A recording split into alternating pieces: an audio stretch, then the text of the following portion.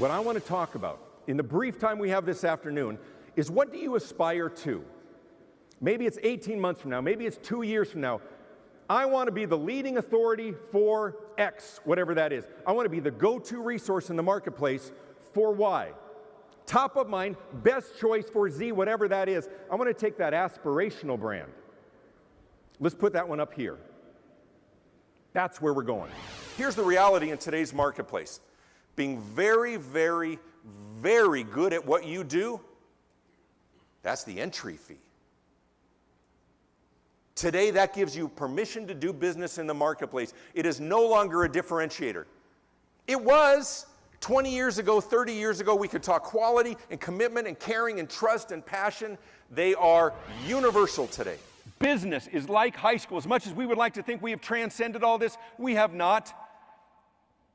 When given the choice, we do business with people we like and people we trust and people who are funny or people who are pretty. We get all of that. Those clicks persist later on in life, but the question is, how do we help people know you better so they like you better, so they trust you more? The new normal is a marketplace populated by great companies who are smart, who are lean, who are having hard conversations just like this today, because I speak to them all the time.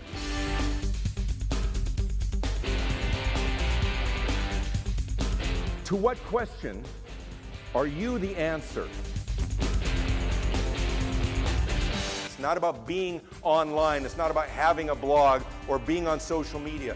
It's about being interesting on social media. It's Saturday morning. My wife's making dinner. We're going to feed everybody and do a big block party. She sends me to the grocery store with a shopping list. I pile the kids in the car. We're pulling out of the driveway, and she comes running out of the house. She goes, whoa, whoa, whoa, whoa. One more thing. I forgot. On the list, can you please, we need some fresh margarine. And I said, got it. Drove to the store, went and got all the items, came back, put the bag on the counter. And she's pulling stuff out of the bag. And she says, what is this? And I said, this is margarine. And she goes, no, not margarine. Not margarine. Did you not hear me? Marjoram. Marjoram. And of course I said, what is marjoram? Okay, help me out here. Raise your hand if you do not know what marjoram is. Thank you very much. I feel vindicated. And I said, what is marjoram? She goes, oh my God, really? She says, you are 50 years old. You've never heard of marjoram. And I know what you're thinking to yourself. You're thinking, he cannot be 50 years old. I know. It's just. And I said, what is marjoram? And she goes, seriously, it's an herb. It's like oregano, but sweeter. I said, I have never heard of this. I have never in my life heard of this. She goes, all right, let me get this straight. I think you're ahead of me here. She goes, I sent you to the grocery store to pick up some fresh marjoram. What'd you do, buy margarine and look at the expiration date? And I was like, yes.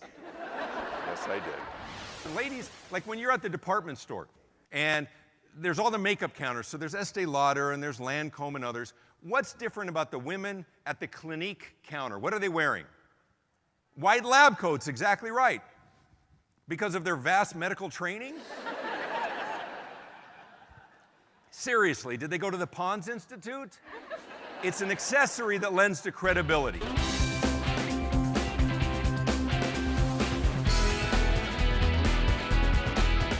And my wife's sitting in the back row thinking to herself, he is not nearly as charming as he thinks he is up there. Is this creepy as hell? It is. I'm thinking to myself, I'm like, she has been in the restroom a long time. I hope she's okay in there, right? She's gone. There's a very interesting dynamic that happens when you tell me how many years of combined experience. First of all, you're trying to make yourself look bigger than you are. We already know that.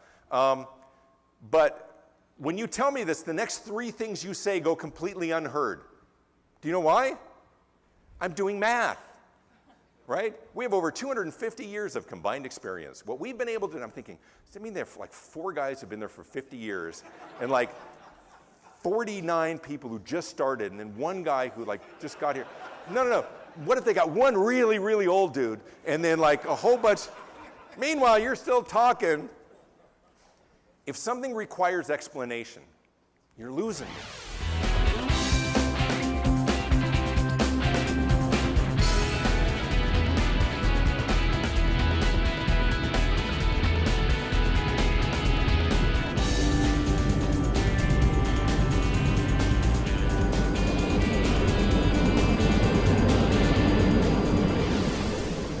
What are you doing in your business that not only sets you apart from your competitors, but is so unique to what you do that it's instantly recognizable?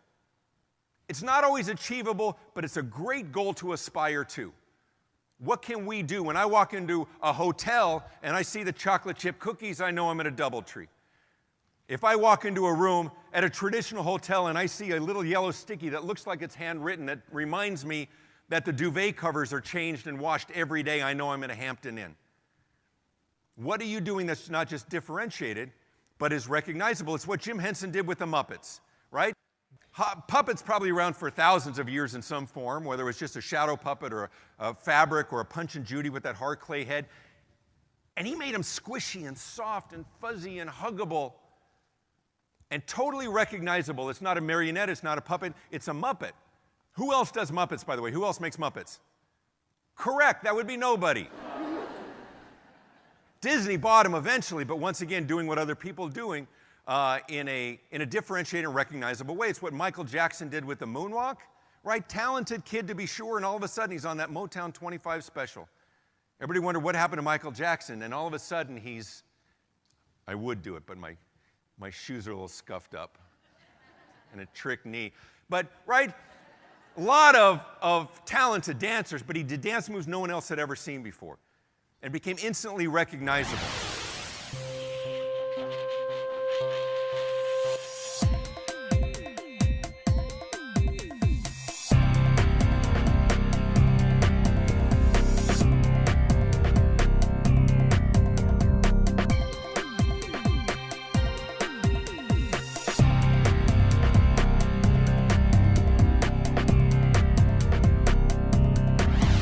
Talk about branding. Let's talk about brands. 20 years ago, we understood brands. We grew up understanding brands.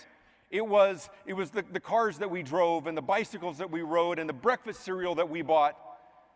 And then about 20 years ago, they started talking about brands as it related to sort of business-to-business ventures. And then even individuals, right? All of a sudden, it was the birth of the individual, the personal brand. In my industry, in marketing and public relations, it was as if the clouds had parted. And the angels sang, and we had discovered this amazing new concept that was literally going to transform how we did business, how we marketed our businesses in the future.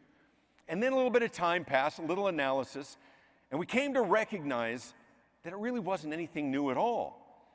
It was just sort of a catch-all term for everything that we've always done. Because I think it comes down to this, and I'm not the first to have said this before. I think there's a mistaken belief that everybody's looking to make the best decision possible in purchasing and hiring and contracting. I think the reality is most people are looking to avoid making a bad decision. Quite honestly, I don't want to screw this up. My family's future, my children's future is on the line with the decisions that I make with the professionals in this room. There's so much at stake. What does it take to be the safe choice? Hi, David Avrin, the Visibility Coach. Where are you going to be June 8th through the 11th? Where else? In Toronto for the $1 Million Roundtable.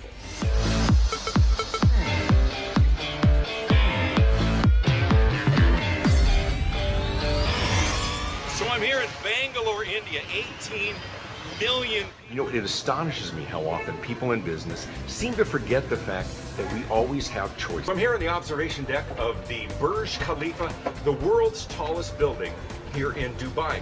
Here in the mountains of central Colorado, camping out here with my son. I'm actually here in Buenos Aires, Argentina. What are you doing to create a remarkable experience? It's a surfer's paradise, about an hour outside of Brisbane, Australia. This is my daughter, Sydney. Isn't she the cutest thing? Sydney went to preschool at the big church near our house just south of Denver in Highlands Ranch, Colorado. Because I work out of my house when I'm home, I get to have breakfast with my kids and I take them to school. And Sydney went to preschool in the afternoon session. So she went from noon to 3 in the afternoon. And I'm driving her to school one day, and We pull into this mega church parking lot, and her school was at the end of this church. Unexpectedly, it's jam-packed with cars. There's nowhere to park. We're going up and down the aisles. There's limousines in the circle drive, people milling about in dark suits, and Sydney unbuckles from the back seat, and she's like, Daddy, are they having church today on a Tuesday? And I said, no, sweetheart, I think it's a funeral today. It looks like somebody was very popular. And she says, what's a funeral? I was like, oh, sweetheart, a funeral is for when somebody dies. And all the people that know them and love them, they gather together at their church or their synagogue, and they take turns going up on stage. And they kind of talk to everybody in the audience, and they talk about how much they love them and how much they're going to miss them and what a special and wonderful person that they were in their heart. Now, Sydney looks very confused. And she looks at me and she says, and then they kill them? And I'm like, no, no, no. Sweetheart, this is for people who died earlier. This is not a human sacrifice. She's like, oh. Very relieved, kisses me on the cheek, and she scampers off to class. Who's got kids, right? Everybody got kids? Is it not the cutest thing in the world as they discover their world for the first time? Of course she doesn't know what a funeral is. How does she know what a funeral is? Until she knows what a funeral is. And that's what I would ask you about your business. How do they know that you're capable and qualified and competent and caring and a good choice, but how do they know that you're a better choice than all of those other capable and qualified and caring and experienced companies until you do a deep dive? Be clear of not what makes you just great and capable, but truly impossible to ignore.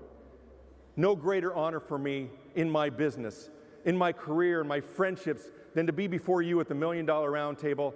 Have a great afternoon. Thank you very much. Great honor for me to come and present for you. Thank you very much. Thank you.